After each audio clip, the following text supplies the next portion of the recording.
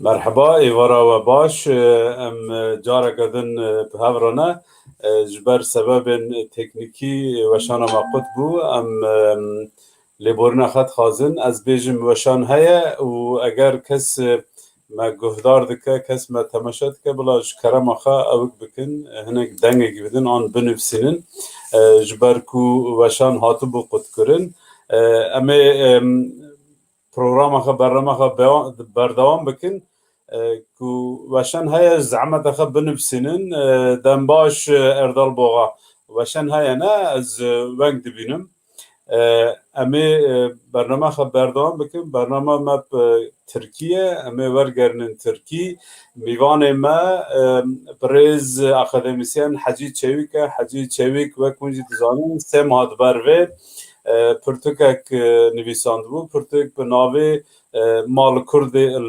لقونیای کرد هنه ترکی قونیادا کرد mi var و bu münasebetle biz de Türkçe'ye çevirelim.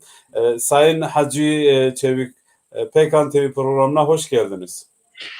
Hoş bulduk. Yeniden herkese merhabalar. Dinleyen herkese bir teknik problem yaşadık. Umarım bu hastalık biter. Biz de artık yüz yüze bu konuşmaları, bu toplantıları yapabiliriz. Hem de daha keyifli olacağını düşünüyorum. O yüzden şimdilik devam edelim. Merhaba. Hacı Çevik, biz teknik sorulardan dolayı bazı şeyleri de atladık. Ben sizi tanıtmadım. Böyle kendiniz biraz tanıtırsanız kim olduğunuzu hem de seyircilerimiz, bizi izleyenler tanımış olurlar. Olur. Ben de Orta Anadolu Kürtlerindenim.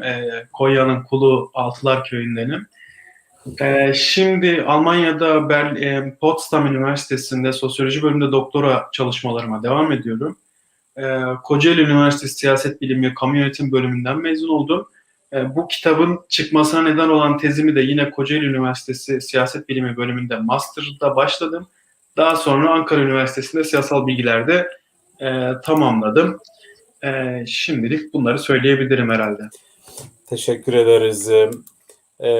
Sayın Hacı Çevik, siz tezinizi Orta Anadolu Kürtleri, özelde de Cihanbeylikulu Kürtleri üzerine yazdınız. Bu fikir nasıl meydana çıktı? Neden böyle bir girişimde bulundunuz? Tamam. Ya bu aslında benim yüksek lisans tezim. Yani bir master tezi bu. Daha sonra bunu kitaplaştırırken tezimi yeniden ele alarak yeniden yazmaya başladım aslında. Yüksek lisans tezime başlarken siyaset bilimi bölümündeydim. Kürtlerle ilgili bir araştırma yapma isteğim vardı tabii ki. Ama öncelikle kendi içinde doğup büyüdüğüm Orta Anadolu'daki Kürt coğrafyasını anlamak istedim. Biraz bölgenin tarihi, kültürü, toplumsal yapısını anlamak istediğim için bu çalışmaya başladım. Ve daha çok merak ettiğim mesele siyasal durumdu. Yani Kürt siyasal durumu bölgede nasıl gelişiyor ve bundaki etkenler nelerdir sorusuyla aslında bu çalışmaya başladım. Bu çalışma kolay olmadı. Tahmin edersiniz ki Türkiye'de akademide, üniversitelerde Kürt meselesi üzerine çalışmak hayli zor bir mesele. Bu zorluk tabii ki beni de fazlasıyla geri planda, yani çalışmamın sürecini çok aksattı. O nedenle Kocaeli Üniversitesi'nde başladığım çalışmam Türkiye'de barış akademisyenlerinin atılmasıyla birlikte, yaşanan savaş ortamıyla birlikte Ankara Üniversitesi Siyasal Bilgiler Fakültesi'ne tamamlandı. Yani çalışmaya başlama nedenim aslında biraz kendi toplumumuzu, kendimizi ve siyasal durumu anlamaya çalışmaktı benim için. Evet, teşekkür ederiz. Siz çalışmanızı Orta Anadolu Kürtlerin tamamına değil de Cihanbeylikulu üzerine yaptınız. Neden böyle bir seçimde bulundunuz? Ya da neden yaptınız bunu? Aslında bunun iki tane nedeni var. Bir tanesi bu bir yüksek lisans tezi olduğu için, tez çalışması, yani bir bilimsel araştırma olduğu için bir metodolojik kısıtlama var. Çünkü şöyle bir araştırma yaptığınızda araştırma sahanızı daraltmanız gerekir. Ve bir yandan da Orta Anadolu Kürtleri yekpare, homojen bir grup değiller. Yani bugün Ankara'nın Haymana ilçesindeki yaşayan Kürtlerle Kırşehir'in Kaman ilçesinde yaşayan Kürtler arasında ekonomik, toplumsal, siyasal, kültürel yönden farklılıklar bulunmaktadır. Evet, bir benzerlik vardır, coğrafya olarak benzerlik var ama birçok farklılık da var. O nedenle Orta Anadolu Kürtlerini homojen bir grup olarak değil de belirli bir grubu, belli bir özelliği olan bir grubu ele almak istedim. Bu nedenle de ikinci neden Kulu ve Cihanbeyli'yi seçmem oldu. İkinci neden de Kulu ve Cihanbeyli'yi seçmemin nedeni ise Avrupa ülkelerine yapılan göçleri siyasallaşma sürecinde önemsediğim için. Yani bir göç var, bu göç bir siyasallaşma yaratıyor. Bu nedenle de Kulu ve Cihanbeyli'yi seçtim. Çünkü bildiğiniz gibi Orta Anadolu Kürtleri'nin içerisinde Avrupa'ya en çok göç veren bölge bu iki ilçe. Bu nedenle bir daraltma yaşadım. Aslında yani bir yandan da baktığımızda Orta Anadolu Kürtlerinin tamamını homojen bir grup, yekpare bir grup olarak ele alan çalışmaların da bir takım eksiklikleri olduğunu söylemek mümkün. Çünkü bütün bölgeyi aynı bir perspektifle anlatmak mümkün değil. Çünkü çok farklı özelliklere sahip Kürt grupları bölgede yaşıyor. Yani umarım diğer bölgeler çok kıymetli, analizi hala yapılmamış, analiz edilmeyi bekliyor. Umuyorum başka araştırmacılar bilimsel metodolojilerle diğer bölgelerle ilgili çalışmalar yaparlar. Bizler de okuruz, öğreniriz. Yani buradan da söyleyeyim, PKK'nın içerisinde de arkadaşlar neden sadece Cihanbeyli Kulu, Evet. ayrıca böyle bir serzeniş de var. Yani Kulu Cihanbeyli üzerine çok ilgilenen var, çok öne çıkmış. Diğer bölgelerde sanki bir şey yapılmıyormuş gibi bir şey var. Bundan dolayı sordum. Siz bir de alan çalışması yaptınız. Alan çalışmasında doğal olarak Cihanbeyli Kulu'yu seçmişsinizdir. Bunun dışında nerelere gittiniz?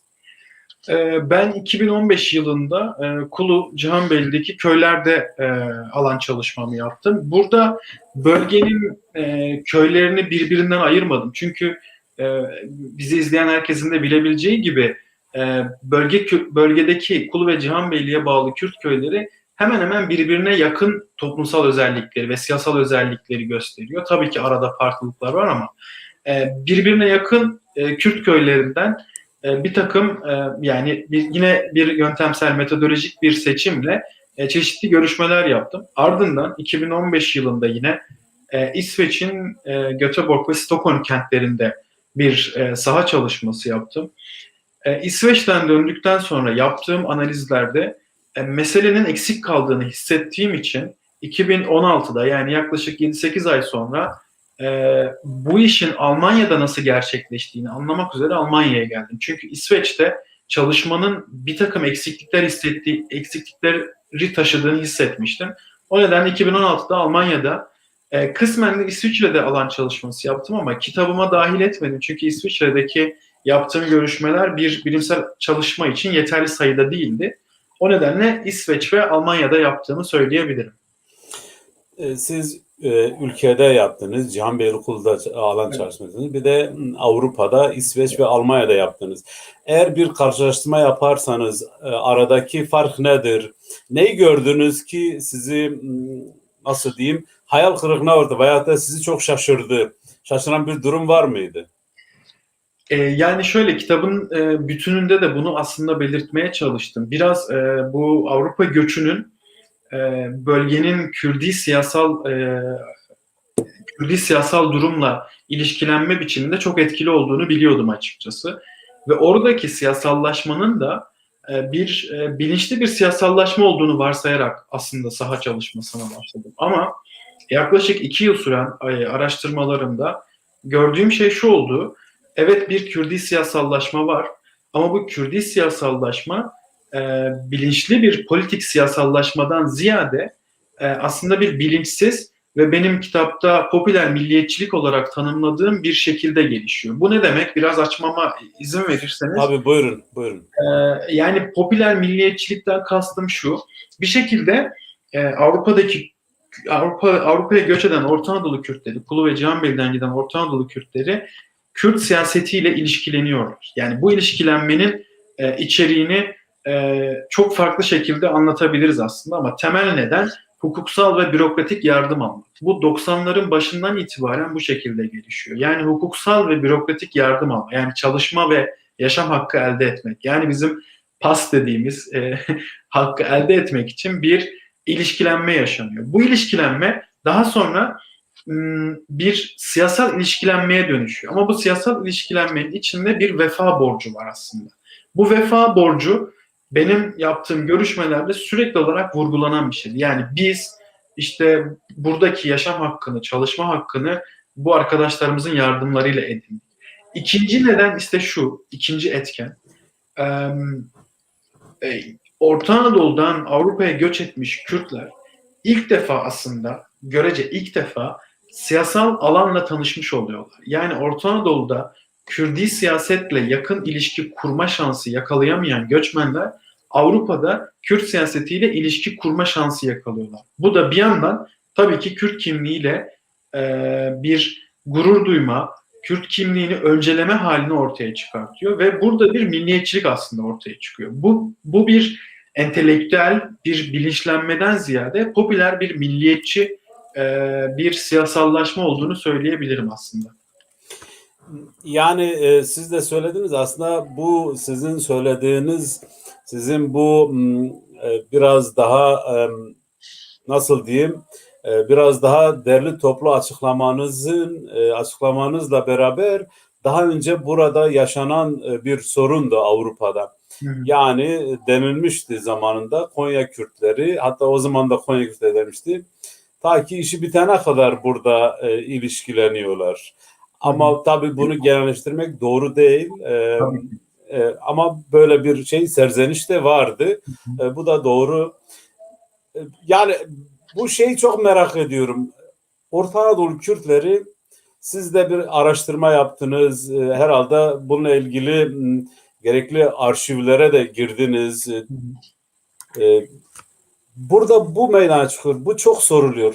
Biz kimiz, nereden geldik, niçin geldik? Bu soru çok soruluyor. Biz de şu anda PKAN olarak bir belgesel yapıyoruz. Biz de orada bunu vurgulamıştık. Ne zaman geldik, nereden geldik, kimiz biz? Ya başta da belirttiğim gibi aslında ben bir tarihsel araştırma yapmadım ama bir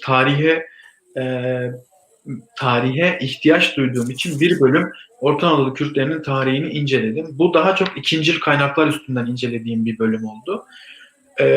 Yani aslında şunu söylemek, baştan söyleyeyim, biraz açacağım tabii ama Orta Anadolu'ya, Kürdistan'dan Orta Anadolu'ya yapılan göçler kitlesel ve düzenli bir göç hareketi değil. Kitlesel ve düzenli bir göç hareketi olmadığı için nereden geldiler ve ne zaman geldiler meselesine dair bilgimiz maalesef kısıtlı kalıyor. Yani göçün farklı dinamikleri olduğu için bu göçü tek bir zamana, tek bir nedene bağlamak mümkün olmuyor. Ama tabii ki Orta Anadolu Kürtlerinin tarihinde bir takım noktalar, önemli dönüm noktaları ortaya çıkıyor. Ben aslında alan çalışmamı yaparken Arşıncı Garmık köyünden bir görüşmecimle konuştuğumda o demişti. Biz işte 1071 Alparslan'dan beri burada yaşıyoruz. Biz işte onlarla birlikte aslında buraya geldik. Şimdi ve şöyle bir hikaye anlatmıştım. Malazgirt Savaşı diyorlar ya oraya. Kürtçe Malazgirt, Laz'ı tuttuk diyenler Kürtler de aslında. O yüzden de işte Kürtlerle beraber, Türklerle beraber Kürtler de Orta Anadolu'ya gelmiş olabilir demişti. Bu kanıtlanabilir bir veri değil tabii ki ama şöyle bir şey biliyoruz tarihsel metinlerde. 1071'de Alparslan'ın Bizans ordusuyla yaptığı savaşta Kürt Mervani aşireti tabii ki Alparslan'ın ordusunun yanında yer alıyor. O tarihten itibaren Kürtlerin Anadolu'nun iç kesimlerine doğru gelmiş olabileceğini düşünebiliriz ama buna dair kesin veriler yok. Kesin olarak bildiğimiz şey şu: aşiret yapılarına baktığımız zaman bölgedeki yani Kulu Cihanbeyli'deki aşiretlerin devamı Adıyaman, Malatya ve kısmen Urfa hattında devam ediyorlar. Bu nedenle aşiret yapılarından hareketle bu bölgelerden gelindiğine dair bir algı var. Zaten bölgedeki insanlara sorduğunuzda da kendilerinin genellikle Adıyaman, Malatya ya da Urfa'dan geldiğini söylerler.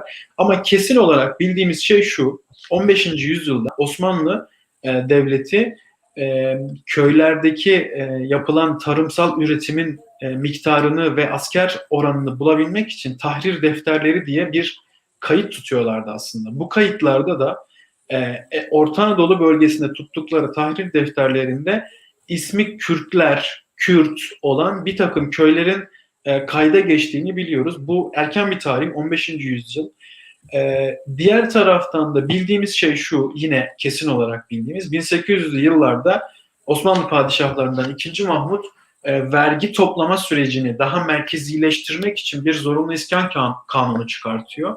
Bu iskan kanunuyla beraber de şu an günümüzdeki mevcut Kürt köylerinin kurulduğu tahmin ediliyor. Bu da 1800'lü yıllar içerisinde gerçekleşiyor. Yani yine tekrar edeyim baştaki söylediğimi, bu bir kitlesel ve düzenli bir göç hareketi değil maalesef. Çünkü Kürtler bu bölgeyi biliyorlar. Yani buraya yerleşmeden önce de bu bölgeyi yaylak olarak kullanıyorlar. Çünkü Orta Anadolu Kürtlerinin tarihsel en büyük ekonomik gelir kaynağı küçükbaş hayvancılık. Yani Osmanlı belgelerini incelemiştim ben o zamanki yaptığım araştırmada. Bir süre boyunca Osmanlı sarayının küçükbaş hayvan ihtiyacı Cihanbeyli ilçesinden karşılanıyor. Cihanbeyli'deki Kürtler İstanbul'a, yani saraya koyunlarını götürüyorlar. Bu hikaye çok anlatılır. Mutlaka bilenler, duyanlar olmuştur. Bu da bize şunu söylüyor. Bu bölgenin zaten bu Kürtler tarafından bilindiğini söylüyor. Ama gerçek tam yerleşme halinin II. Mahmut'un çıkarttığı zorunlu iskan kanunu olduğunu söyleyebilirim. Bu da neden çıkıyor? Çünkü küçükbaş hayvancılık yaparken gidip yani bir hareketlilik olduğu için hayvanlar diğer bölgedeki insanların tarımsal ürünlerine zarar verdiği için bunu engellemeye çalışıyor aslında. Bir yandan da vergiye bağlamak istiyor. Osmanlı'nın merkezleşme politikası. Ama tarihle ilgili bir kesin net bir şey söylemek pek mümkün değil. Umarım çalışmanız faydalı olur ve bizler de bunu öğreniriz. Daha fazla bilgi edinmiş oluruz. Teşekkür ederiz. Bir takipçimiz soruyor, neden Kürtçe konuşmuyorsunuz? O zaman burada da bunu söyleyelim. Biz yayınlarımızı genelde Kürtçe yapıyoruz, evet, ama bugün Türkçe yapıyoruz çünkü Hacı kendisini maalesef Kürtçe ifade etmekte zorlanıyor. Bundan dolayı biz Türkçe yapıyoruz. Ayrıca sizden de ricamız, yayını paylaşın ki çok kişiye ulaşsın. Aslında çok önemli bir program da yapıyoruz. Önemli bilgiler var. Önemli açıklamalar var. Bundan dolayı paylaşmanızı rica ediyoruz ki çok kişiye ulaşsın. Bizim Konya HADEP İl Başkanı, eş başkanı Sayın Giyasettin Almaz soruyor. Hacı arkadaşa sorar mısın, Kulu ve Cami Kürtlerin Hanefi mezhebine mensup olduğuna dair bir bilgiye ulaştı mı? Yani dinsel bir araştırma yapmadım, dinsel kökenlerle ilgili bir araştırma yapmadım ama tabii ki sosyolojik olarak bu mesele benim için önemliydi. Çünkü bölgedeki Kürt ve Türk toplulukları arasındaki potansiyel çatışma ihtimalinin engellenmesinde ben en önemli noktalardan bir tanesinin mezhepsel ortaklık olduğunu düşünüyorum. Yani uzun yıllardır bir arada yaşayan farklı etnik kökenler olmasına rağmen bugüne kadar kayda geçmiş ciddi bir çatışma yaşanmamış. Bunun da nedenlerinden bir tanesi, sadece bu değil ama bir tanesi benzer mezheplere bağlı oldukları için birbirlerine karşı toleranslarının daha yüksek olduğunu söyleyebilirim ama Hanefi mezhebinin daha yoğun olduğunu ve insanların kendilerini bu şekilde tanımladıklarını söylemek mümkün. Siz de takdir edersiniz ki bölgedeki birçok insanın kendini tanımlama biçiminden hareketle bu bilgilere ulaşıyoruz. Yani kimsenin hangi mezhebe bağlı olduğunu bulmak mümkün değil. İnsanlar kendilerini nasıl ifade ediyorlarsa kimlikleri odur. Çoğunluk kendilerini Hanefi mezhebine mensup görüyorlar ama tabii ki bir Alevi, Bektaşi bir kökenin olduğuna dair de bir takım kaynaklarda veriler var. Ama şu anda Alevi, Bektaşi ritüellerinin gerçekleştirildiğini söylemek pek mümkün değil. Yani siz de belirttiniz, böyle bir tez de var. Orta Anadolu Kürtleri de bunu söylüyor. İşte ritüeller de kendisini gösteriyor ki Orta Anadolu Kürtleri Anadolu'ya gelmeden önce Alevi olabileceklerine dair şeyler var, ibareler var. Bundan dolayı insanlarımız merak ediyor, bunu da soruyorlar. Bu da zaten siz de bunu açıkladınız, söylediniz. Arkadaşlar yazıyor, ben onları da okumaya çalışıyorum. Bilmiyorum, siz görüyor musunuz Hacı? Görüyorum. Ha, tamam. Yani o zaman biz şunu, Orta Anadolu Kürtleri sürgün değiller mi? Sizin konuşmanızdan onu mu çıkardım, yoksa onu nasıl yorumlayacağız? Sürgün, göçebe, yani zorla göç etme. Bununla ilgili bir açıklama yapar mısınız, bir analiz?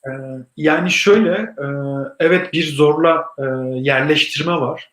Zorunlu göç kaynaklarda şöyle geçiyor.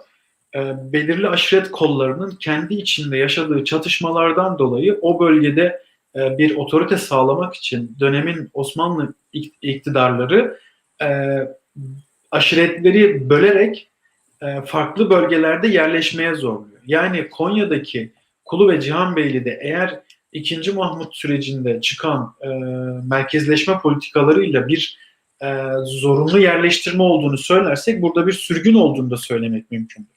Ve bazı kaynaklar bunun bir sürgün olarak da değerlendirilebileceğini söylüyorlar tabii ki. Bu konuda Şoraş Reşi'nin çok kıymetli çalışmaları var. Ben de onlardan yararlandım.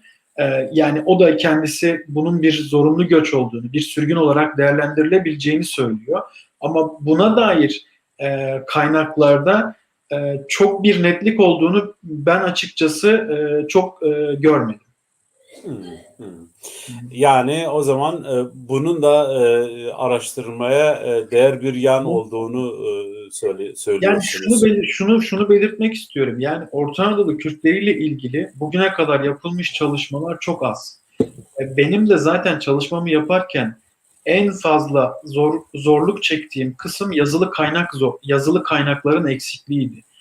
Bu zaten bir anlamda Türkiye'deki Cumhuriyet rejiminin işte Kürdi bir tarihsel anlatının, Kürtlerin kendilerini anlatmasının, araştırmasının önünde koyduğu engellerden de kaynaklanıyor. Yani kendi kimliklerini araştırma imkanı bulamayan Kürt toplulukları bugüne kadar maalesef bir belirsizlikle gelmişler. Ama son yaklaşık 20 yıldır yapılan çalışmalar çok kıymetli verileri ortaya koydu. Biz de buralardan öğrenmeye devam edeceğiz açıkçası. Teşekkür ederiz. Hacı, ben şunu sorayım. Orta Anadolu Kürtleri bu sürgün mü deriz, zorla göç mü deriz, artık o Kürtçedeki gavasti mi, bir şekilde Kürdistan'dan Anadolu'ya gelmişler. Bu kendisiyle beraber büyük bir travma getirmiş, büyük bir alt üst olmuş. Buna rağmen kendi kültürlerini, kendilerini bugüne kadar koruyabilmişler. Bunu neyle izah edeceğiz? Bunu nasıl izah edeceğiz? Ya bu soru çok güzel. Ben bu soruyu birkaç yerde sorulan röportajlarda da söylemeye çalıştım açıkçası. Ben aslında burada birkaç noktanın altını kalınca çizmek gerektiğini düşünüyorum. Birincisi, özellikle Cumhuriyet rejiminin kurulma sürecine kadar aşiretler Kürt topluluklarının kendi kültürel yapılarını devam ettirmelerinde önemli bir yer kaplıyor. Yani nedir bu aşiret bağları? Aşiretler Kürdistan'da bildiğiniz gibi genelde çatışma süreçleriyle birlikte anılırlar ama Orta Anadolu'da farklı aşiret isimleri, farklı aşiret kolları olmasına rağmen bir çatışma yok aşiretler arasında. Aksine kendisini çevreleyen o milliyetçi, muhafazakar Türk kitlesine karşı kendini bir koruma zırhı olarak bu aşiretlik yapısını sürdürüyor. Bu aşiretlik dediğimiz şey daha sonra bildiğimiz üzere akrabalık olarak devam ediyor zaten. O yüzden de aşiret yapıları çok geçirgen sınırlara sahip olduğu için Orta Anadolu Kürtlerin kendi kültür ve kimliklerini, özellikle dillerini devam ettirmelerinde bir koruyucu zırh oluyor. Yine Şoraş Reşi'nin çalışmalarına atıfta bulunacağım. Yine kendisi aşiretlerin yapılarıyla ilgili çok önemli çalışmalardan bahsediyor. Orta Anadolu Kürtlerinin kendilerini korumalarına neden olan birinci olgu aşiretler. İkincisini köyler olarak söyleyebilirim. Çünkü köyler ilçe merkezlerinden, yani Kulu ve Cihanbeyli ilçe merkezlerinin çevresinde kurulmuş.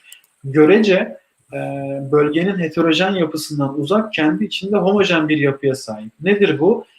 Bütün gündelik hayatın büyük çoğunluğu köylerde geçtiği için toplumsal yaşam, kültürel yaşam, özellikle ekonomik yaşam tamamı köylerde gerçekleşiyor. Bu köylerin dışına çıkmama, yani köylerin sınırlarının içinde kendilerini koruma hali bugüne kadar devam eden o Kürt kültürünün, dilin devamlılığına çok büyük bir katkı sağlamış. O yüzden köyler de ikinci önemli nokta olabilir. Yani bu travmaları yaşayan Orta Anadolu Kürtlerinin kendi kimliklerine, kültürlerine, dillerine sahip çıkması noktasında aşiret yapıları ve köylerin olduğunu belirtebilirim.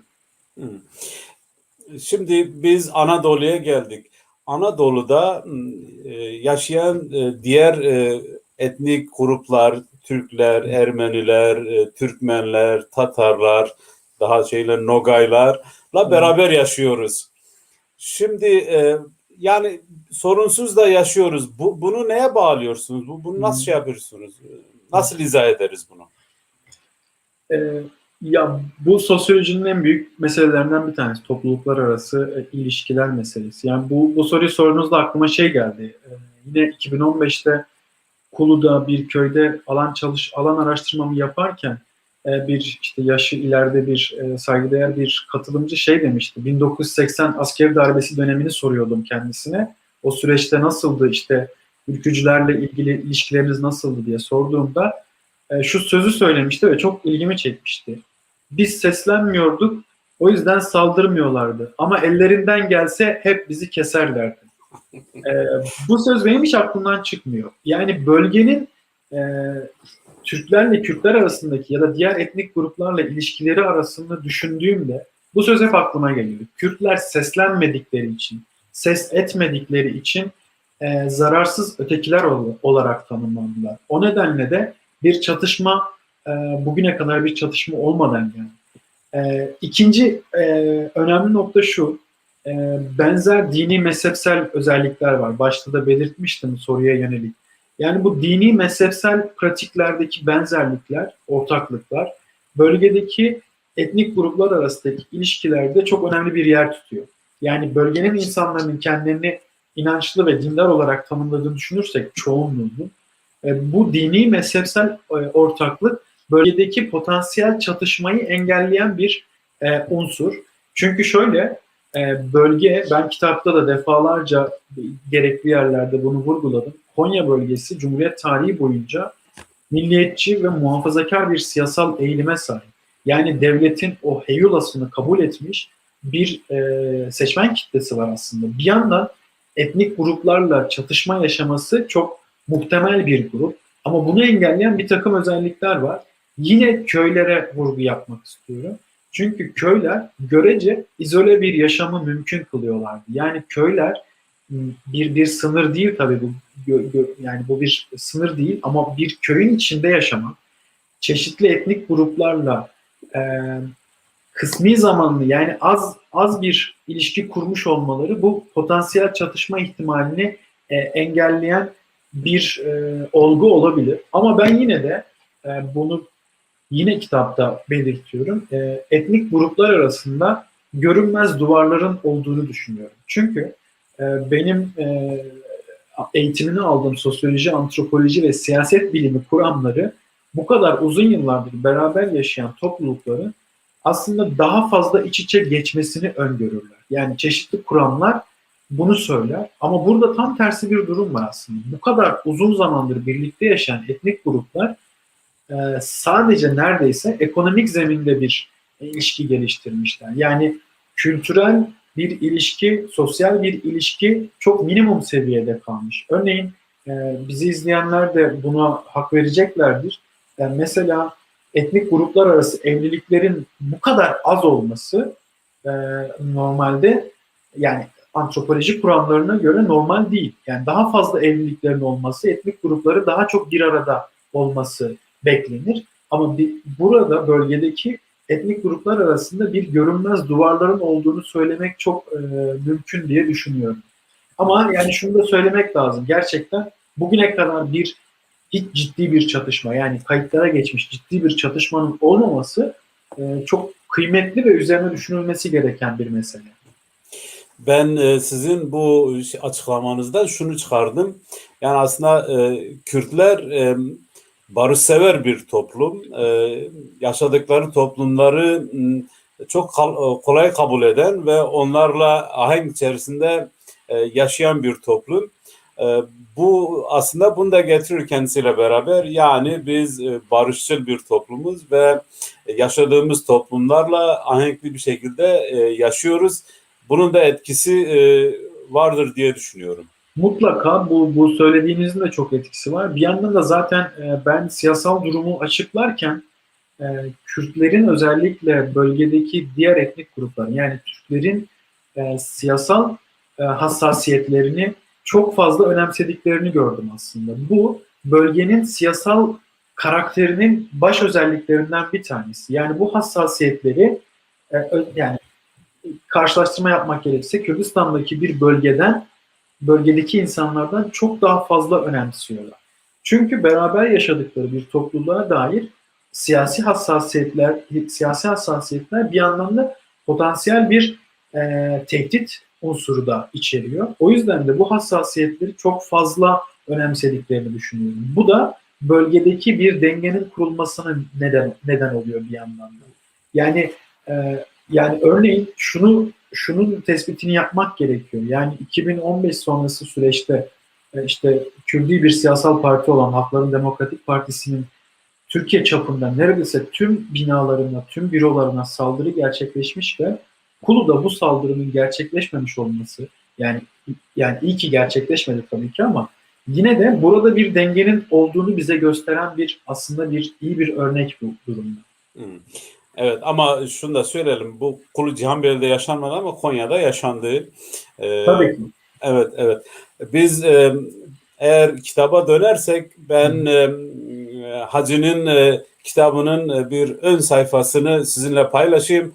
Herhalde biz buradayken de görülür. Ben gördüğünüz gibi böyle bir kitap. Eğer kitaba ulaşmak isterseniz biraz şey olacak, reklam şey olacak ama benim sayfama girip oradan bakabilirsiniz. Avrupa'nın aşağı yukarı tüm ülkelerinde kitabı temin etmek mümkündür. Benim kendi sayfamdan bunu şey yapabiliriz. Şunu da söyleyelim artık, yani bu kadar söyledikten sonra yani benle Hacı dayı yeğeniz biraz da artık bunu da çok arkadaş biliyor ama buradan da söyleyelim. Eğer kitaba ulaşmak isterseniz bizimle ilişkiye geçebilirsiniz. Hacı siz kitapta Orta Anadolu Kürtlerini veyahut da Cihanbeyli Kulu Kürtlerini 3 aşamada şey yapmışsınız, tanımlamışsınız. Hı hı. Bunu biraz açar mısınız? Aslında siyasal durumu biraz 3 aşamalı olarak ele aldım. Bu da ben Türkiye İstatistik Kurumu'nun Cumhuriyet tarihi boyunca yapılan seçimlerdeki seçim sonuçlarını takip ederek bu ayrımı gerçekleştirdim. Burada aslında birincisi şu, tek parti iktidarından sonra, CHP'nin tek parti iktidarından sonra Adnan Menderes'in Demirel gibi sağ muhafazakar dini hassasiyetleri ön plana çıkaran ve tarım politikalarında topraksız köylünün görece refahını yükselten siyasi partilere Orta Anadolu Kürtlerinin o dönemler için önemli bir teveccüh gösterdiğini söylemek mümkün. Yani yaptığım çalışmada Menderes ismi sıklıkla anıldı ve gayet olumlu bir şekilde anıldı Menderes ismi. İkinci aşama ise Bülent Ecevit'in CHP'si, yani bizim daha sol çizgiye kaydığını söylediğimiz, gerçi kendisini ortanın solu olarak tanımlıyordu o dönemler ama yani bir Bülent Ecevit imgesiyle beraber bir CHP çizgisinin ortaya çıktığı 70'ler süreci var. Ve bu süreçte aynı paralel bir şekilde sol hareketinde Orta Anadolu Kürtleri arasında bir yaygınlığı, bir etkinliği var. Bu da ikinci dönem. Üçüncü dönem ise 1980'li yılların sonundan itibaren Kürt siyasetinin özelleşmesi, yani Kürt siyaseti kendi özel kurumlarını, bağımsız kurumlarını kurmaya başladıktan sonra Orta Anadolu Kürtleri de Kürt siyasetinin Kürt siyasetiyle bir ilişkilenme yaşıyor. Tam da bu Avrupa'ya göç, yani benim önemsediğim mesela Avrupa'ya göçle birlikte Kürt siyasetiyle bir ilişkilenme yaşanıyor. Buradan sonra zaten Orta Anadolu Kürtleri e, bir ikili siyasal yapıya kavuşuyor aslında. Ve günümüze kadar da devam ediyor bu. Nedir bu ikili siyasal yapı? Bir yanda bir merkez sağ ve dini hassasiyetleri önemseyen bir siyasal parti, diğer tarafta da bir Kürdi siyasal parti arasında ikili bir siyasal yapı ortaya çıkıyor aslında. Şimdi Mustafa Koru arkadaş böyle bir soru sormuş. Siz eğer okursanız. Gördüm.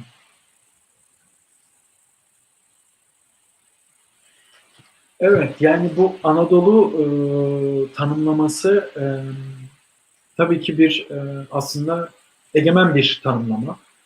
Çünkü Osmanlı'da Anadolu bildiğimiz gibi şu anki Orta Anadolu olarak tanımladığımız bölgenin bir ismiydi eyalet olarak. Yani diğer bölgeler aslında Anadolu'nun tamamını içermiyordu. Cumhuriyetle birlikte, Mustafa Kemal'in kurduğu Cumhuriyetle birlikte bu süreç biraz e, Anadolu'nun o misak-ı milli olarak tanımlanan, bugünkü sınırları kapsayan bölgenin, Türkiye Cumhuriyeti'nin üzerine kurulduğu bölgenin tamamının ismi olması ortaya çıktı. Yani Anadolu, Anatolian ve bunu da aslında Batı kaynakları da bu şekilde, yani İngilizce literatür de bu şekilde ele alıyor. Ama dediğiniz doğru, yani Tuz Gölü'nün batı yakası için kullanılan bir yer ismine açıkçası rastlamadım. Ama bu Anadolu kavramının tanımlamasının bir takım zorluklar içerdiğini, bir takım ön kabulleri içerdiğini farkında olarak aslında kullandım. Biraz bunu da bir dipnot, bir şerh düşerek aslında yazmıştım kitapta. Evet, bizim Erdal Boğa arkadaşımız diyor, Yunanların ne zaman oradan Anadolu'dan çekildiğine dair herhangi bir belgeye rastladınız mı? Yok maalesef, yani bununla ilgili bir bilgim yok. Yani burada daha önceki süreçlerde bu Ermeni ve Rum yerleşkesi olduğuna dair bir takım kaynaklar buna dair bilgiler veriyor. Özellikle Rum yerleşkesi olduğuna dair. Ama açıkçası bilmiyorum. Yani bununla ilgili çok net bir bilgim yok. Bizim Pekan yöneticilerimizden Bilal Diloman Avusturya'da yaşıyor. Böyle bir soru sormuş. Bu da bence sorulmaya değer bir şey. Onun için ekrana aldım. Buyurun okuyun. Evet. Yani şimdi Orta Anadolu Kürtlerinin siyasal ve dini yönelimleri gerçekten çok farklı. O nedenle ben zaten bölgeyi parçalayarak, yani parçalama derken metodolojik anlamda birbirinden ayırarak ele almanın faydalı olduğunu düşünüyorum. Ve aşiret yapılarının e, hangisinin daha muhafazakar, hangisinin daha devrimci ve Kürt olduğuna dair bir çıkarım yapamam açıkçası. Çünkü böyle bir araştırma metodolojisi izlemedim.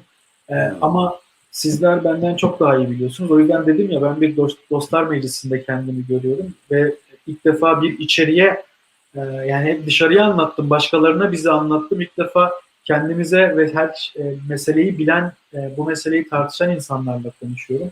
Çok güzel bir soru ama bu mesele biraz daha din sosyolojisiyle alakalı. Benim e, çalışmamın kapsamı dışında kalan bir meseleydi. Bir takım düşüncelerim, bir takım e, bilgilerim var ama onları da anlatmam çok mümkün değil çünkü herhangi bir sistematik bir şekilde anlatamam açıkçası. Ama çok güzel bir soru. Peşine düşülmeli bu sorunun. Teşekkür ederiz. Hadi şimdi siz kitapta Türkiye soluyla Kürtlerin ilişkisini ve Kürtlerin bir nevi daha görünür hale geldiklerini anlatmaya çalışıyorsunuz ve bunu biraz da Orta Anadolu Kürtlerine de bağlıyorsunuz. Orta Anadolu'daki Kulu ve Cihanbeyli'deki Kürtlerin solla ilişkilenmesine bağlıyorsunuz. Şimdi bu kopma Orta Anadolu'daki, yani bu kopuş, Kürtlerin Türk solundan kopuşu ile beraber Orta Anadolu Kürtleri de mi kopuyor, yoksa Avrupa'ya geldikten sonra mı daha belirgin bir durum ortaya çıkıyor? Yani aslında 1980'li yılların sonunda bu Kürdi siyasal partiler ortaya çıkmaya başlıyor. Bu süreçte Orta Anadolu Kürtlerinin de siyasete aktif katılımı ve ilgisinin artışının da olduğunu görüyoruz. Ama soldan kopuş biraz bizim daha etkili olan Kürt örgütlerinin soldan kopuşuyla birlikte bununla paralel bir ilişki aslında. Bu süreç nasıl? Yani DDK ile birlikte başlayan Türk solundan kopuş hareketi işte daha sonra daha farklı bölünmeler yaşayarak işte en son belki de Kürdi siyasal partiler olarak işte halkların hep birlikte başlayan bir süreç aslında. Bu bölünmeyi bize gösteriyor. Burada Orta Anadolu Kürtlerinin örgütlenmelerinde bir paralellik var mı dersek mutlaka var. Çünkü zaten HEP'le birlikte özellikle HADEP ve Murat Bozlak faktörüyle birlikte Kürt siyaseti Orta Anadolu'da yaşayan Kürtlerin farkına daha fazla varmaya başlıyor. Avrupa'daki ilişkilenmeler de bir yandan güçlenmeye devam ettiği için bir farkındalık artıyor. O yüzden de Orta Anadolu Kürtlerinin Kürt siyaseti içerisindeki konumu belirginleşmeye başlıyor ve bu yüzden de temsilcilikler açılıyor. Kulu ve Cihanbeyli'de özellikle. Ve bir Orta Anadolu Kürtlerinin siyasal bir örgütlenme sürecinin başladığını aslında söyleyebilirim. Burayı biraz daha açmak isterim ama çok uzatırım. Buyurun aslında açarsanız daha iyi olur. Yani şöyle 1990'lı yılların başlarında Kürt Ulusal Hareket içinde bir yasal partileşme, bir legalleşme mücadelesi başlıyor. Bu legalleşme Orta Anadolu Kürtleri için çok önemli bir yerde duruyor. Çünkü silahlı çatışmaların yoğun yaşandığı Kürdistan bölgesinden coğrafi olarak uzakta olmak Kürtlerin doğrudan devletin uyguladığı şiddet politikalarına maruz kalmamalarını sağlıyor. Bu şiddet politikalarına doğrudan maruz kalmama hali ise bir Kürdi bir siyasallaşmanın gecikmesini beraberinde getiriyor. Ama legal siyasi mücadele başladığı zaman, yani bir legal örgütlenme mücadelesi başladığı zaman özellikle HADEP'in genel başkanı Murat Bozlak olmasından sonra bölgede resmi olarak temsilcilikler açılmaya başlanıyor. Bölgede resmi olarak siyasi faaliyetler yürütülmeye başlanıyor. O nedenle de Orta Anadolu Kürtlerinin Kürdi siyasal yapılarla ilişkilenmesi daha kolay oluyor. Az önce de söylemiştim ya, yani bölgedeki diğer etnik grupların siyasal durumuyla alakalı olarak Orta Anadolu Kürtleri bölgenin diğer etnik gruplarının hassasiyetlerini çok fazla önemsiyorlar. Bu nedenle bir legal siyasi mücadelenin varlığı Orta Anadolu Kürtlerinin Kürdi siyasetle ilişkilenmesini daha da kolaylaştırmış oluyor. Yani biraz böyle aslında biraz savaş silah politikalarından dışarı çıkıp legal bir mücadeleyle ilişkilenmek Orta Anadolu Kürtlerini biraz rahatlatmış oluyor. Bunu biraz bir yargılayıcı bir dille söylemiyorum tabii ki. Bu bölgenin sosyolojik bir gerçeği. Çünkü diğer etnik gruplarla birlikte yaşadığı için çeşitli hassasiyetleri önemsemek zorunda kalıyorlar. Bu nedenle de legal siyasi mücadeleyle daha kolay ilişkilenme şansı yakalayabiliyorlar. Siz biraz belirttiniz ama ben de zaten böyle bir soru hazırlamıştım. Sayın Murat Bozlak'ın HADEP Genel Başkanı olması Orta Anadolu üzerinde nasıl bir etki yarattı? Yani Murat Bozlak birçok insanın tanıdığı gibi kendisi de bir Orta Anadolu Kürdü.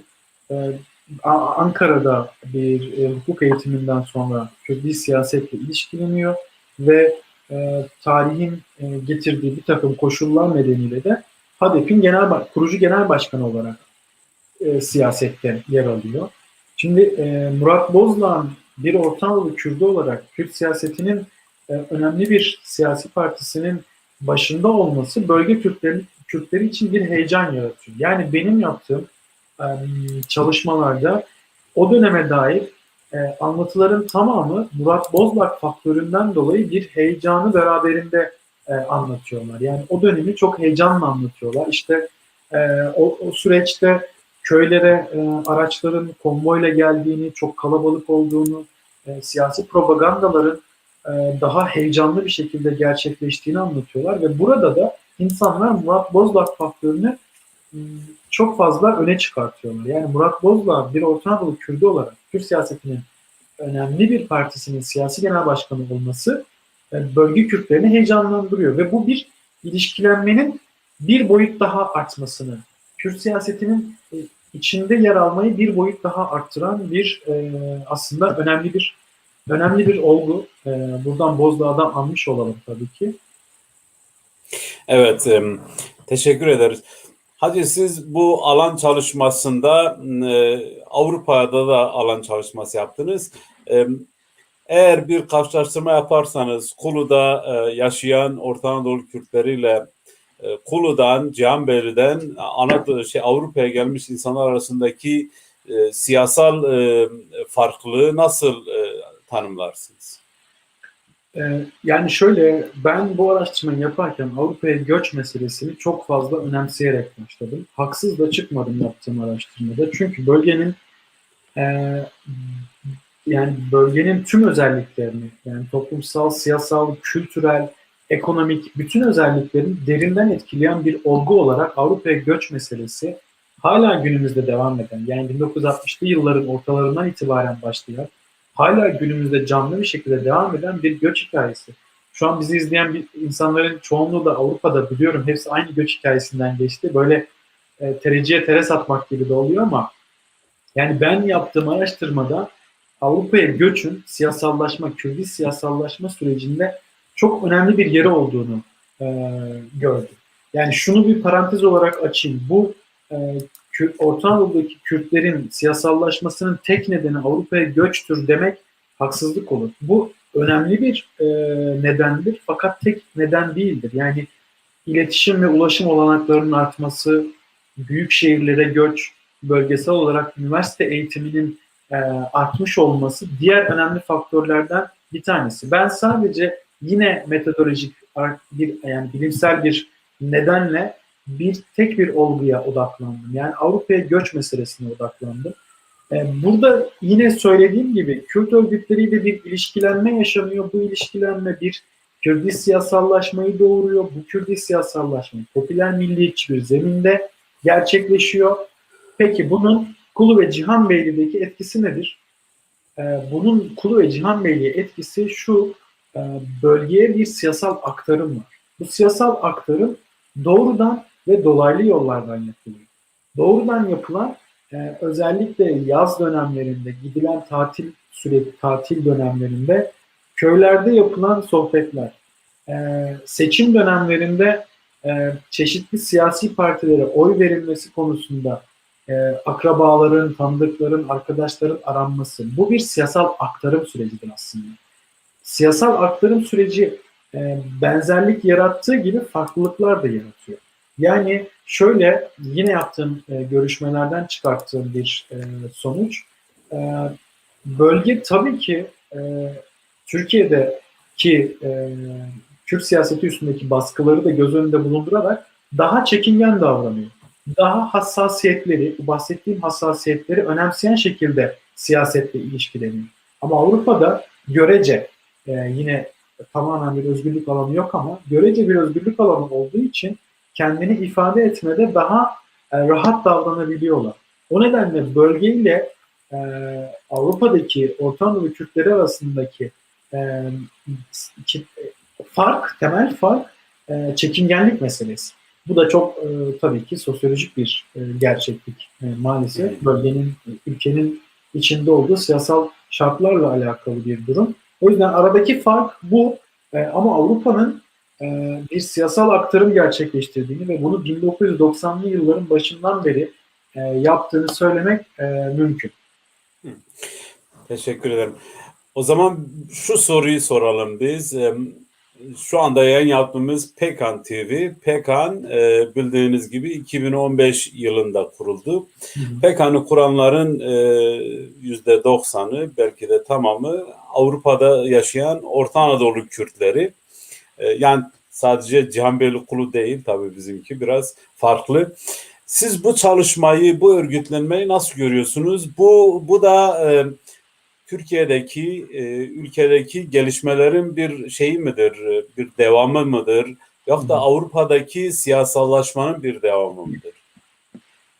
Ee, Yani bu da aslında bir yandan şöyle, ben Almanya'daki doktora çalışmalarında yine Konya Kürtleriyle ilgili çalışmaya devam ediyorum akademik olarak. Yine sosyoloji bölümündeyim ve Avrupa'daki Konya Kürtlerinin kolektif kimlik oluşum süreçleriyle ilgili bir araştırma yürütüyorum. PKK'da ve diğer Kürt örgütlenmelerini, yani Orta Anadolu'ya özgü e, örgütlenmelerin çok önemli bir yer tuttuğunu düşünüyorum. Çünkü şunu belirtmek gerekiyor. Yani göçün ilk yıllarında Kürtler sahip oldukları Türk pasaportu nedeniyle Türk etnik kimliğine mensup sayılıyorlardı. Daha sonra bu Kürt siyasetinin önemli bir mücadelesiyle evet bir Kürt etnik kimliği var. Avrupa bunu da tanımaya başladı. Ama son sizin de işte başladığınız belki de son 15 yılda bu süreç biraz şuna döndü. Yani Orta Anadolu Kürtlerinin özgünlüğünü, kendi özelliklerini, kendi kültürel yapısını anlatmanın da önemli olduğunun altı çizilmeye başlandı. Yani bütün Kürt toplulukları homojen, benzer özelliklere sahip topluluklar değildir. Orta Anadolu Kürtlerinin çeşitli özgün özellikleri vardır ve bunun da altının çizilmesi gerekiyor. Bu da tabii ki bir benim göçmen örgütlenmesi olarak tanımladığım PKK'la birlikte çok mümkün. Yani bugün yaptığınız örneğin belgesel çalışması, örneğin bu yaptığınız yayınlar Orta Anadolu Kürtlerinin bir kimliği olduğunu, tabii ki bir Kürt kimliği var ama bu Kürt kimliğinin çeşitli özgün özellikleri olduğunu vurgulamanın bir yolu, bir aracı aslında. O yüzden de bunu vurgulamanın çok önemli olduğunu düşünüyorum. Teşekkür ederiz. Arkadaşlar uzun yazılar yazıyorlar, yorumlar yapıyorlar ama soru da sormuyorlar. Bu arada birçok arkadaş bizi izliyor. Belki size tek tek selam vermiyoruz ama herkesi görüyoruz. Tekrar hoş geldiniz. Eğer yayını paylaşırsanız çok seviniriz ama yayınımızın da sonuna doğru geliyoruz. Başka kitapla ilgili benim söylemediğim, unuttuğum, sizin söylemek istediğiniz bir şey var mı? Bununla ilgili şunu da sorayım. Siz bundan sonra herhangi bir çalışmanız var mı bu kitaptan sonra? Ayrıca çok soruyu sordum üst üste ama bunu da sorayım. Kitap çıktıktan sonra beklentileriniz nasıl oldu? İstediğiniz beklentiye ulaştı mı diye sorayım. Yani kitap çıktıktan sonra benim aldığım tepkiler açıkçası beni çok mutlu etti. Çünkü şöyle, ben bu tezi yazarken bir takım zorluklarla, belki birkaç kişinin bildiği ama çok fazla bir mücadele süreci içerisinde oldum. Bu tezi yazmak benim için çok kolay olmadı. O nedenle böyle insanlara ulaşmış olmak, insanların bunu okuması ve bana bir takım geri dönüşler vermesi benim için çok kıymetli. O yüzden sizden şimdiden sözümü de alayım. Bunu daha yüz yüze yapalım ve insanların ne düşündüğünü ve tartışmaları nasıl yorumladığını ben onlardan da duymak isterim. Şimdi yazılardan da okuyorum ama böyle çok nitelikli olmuyor. Yani benim aldığım tepkiler çok kıymetli. Bölgeyi hiç tanımayan, bilmeyen insanlar yine aynı bir şaşkınlıkla aynı soruları sormaya ve bu bölgedeki Kürtlerin varlığının farkına varmaya başladılar. Bu çok önemli bir şey benim için. İkincisi, Orta Anadolu Kürtlerinden, Konya Kürtlerinden aldığım mesajların içeriği de şu şekilde: ya evet, ya yıllardır böyle bir soruyla karşılaşıyorduk ve buna işte bir cevap olarak bu kitabı artık sunabileceğiz gibi bir mesajlar çok aldım. Bu beni çok mutlu etti açıkçası. Ya ben akademik olarak araştırmalarıma yine devam ediyorum ve yine kendi sorunsallarımı, kendi aklımdaki merak ettiğim meseleleri bilimsel bir şekilde çalışmaya devam ediyorum. O yüzden bahsetmiştim, bir daha bahsedeyim. Konya Kürtlerinin kolektif kimlik oluşum süreçlerini araştıran bir çalışmam var. Şu anda devam ediyorum. Bununla ilgili de yine bir saha çalışması yapacağım. Avrupa'nın çeşitli ülkelerinde bu çalışmayı gerçekleştireceğim. Yani umarım o da farklı bir perspektiften, yani Avrupa'daki Kürtlerin durumunu anlamaya çalışan bir araştırma olduğu için farklı bir perspektiften bize yeni bir tartışma alanı açacaktır diye düşünüyorum. Bu kitap bir şeyi anlatmaya çalışıyor ama asıl derdim bir tartışmanın başlaması, asıl derdim bir ilginin ortaya çıkmasıydı. Bunu da hasbelkader başardığımı düşünüyorum açıkçası. Teşekkür ederiz. Hacı belki mütevazi davranıyor, söylemedi ama kitabın ikinci baskısı da basılıyor.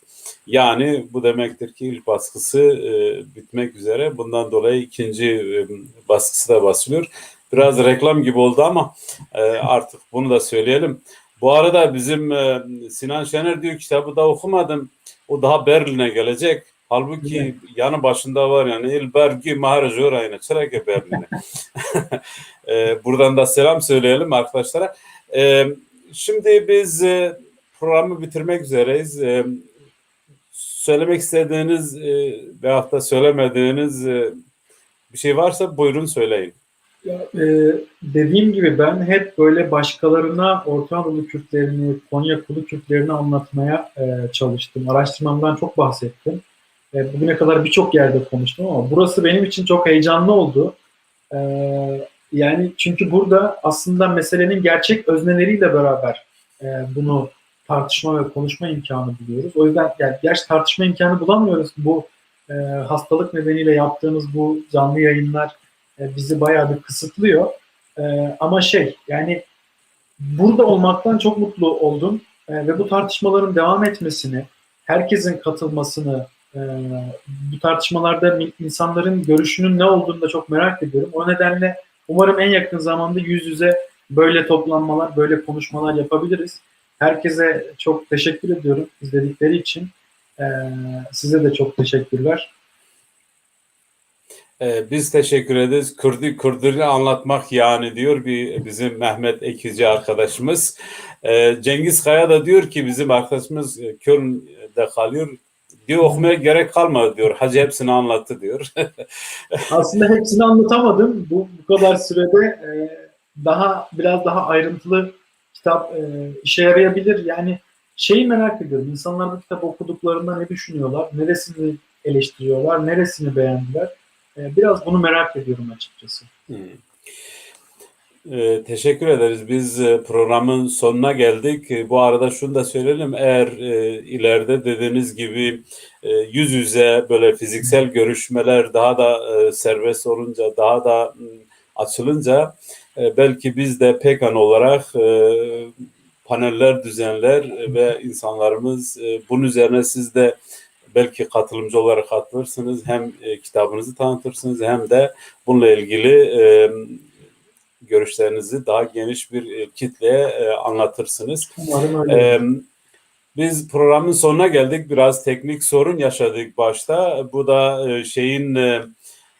Facebook'un yeni bir uygulamasıymış. Bizim ona bildirmemiz, kaydetmemiz gerekiyormuş. Biz bunu yapmadığımız için Facebook'tan canlı yayın başlamadı ilk etapta. Bundan dolayı geç başladık. Teknik adından dolayı özür dileriz. Tüm bizi izleyen katılımcılara teşekkür ederiz. İyi geceler diliyoruz. Az Kürdici bim. Em geçtin daviya barnamaxa met destpêkê da hinek pirsgirêkê teknîkî ra rûman em lêborîna xet xazin em ji we giştkara spas dikin ji ber ku hûn beşdarî bernama Pekan TV bûn. Bîvanê Pekan TV îro برز اکادمیسیان حجی چویک بو حجی چویک لسر کردن جهان بیلو قولیه پرتوکک نویساند بو یا راست یعنی تزاخه و پرتوک نویساند ناوی پرتوکه جی مال قونیای کرد هنه قونیادا کرد مو var ما هنک لسر وب حجی را دنکر ام هیویدارن هین زیرتر امی برنامه دن هفرابن حتی ویگاوه حتی جارکدن بمون خیر خوشی دا و شبا و خوش به